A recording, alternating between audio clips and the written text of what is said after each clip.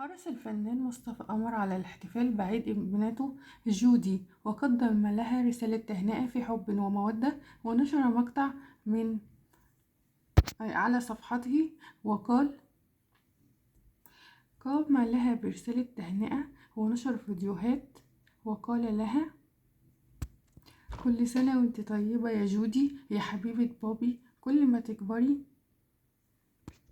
بخاف عليكي أكتر وبحبك أكتر وأكتر، يا أجمل بنوتة في الكون كله، يا أجمل حاجة يا جودي فيكي حنيتك، وبفرح لأنك بتعامليني كأن طفل وبتضحكيني وبتفرحيني. ربنا يفرح قلبك ويسعدك يا رب،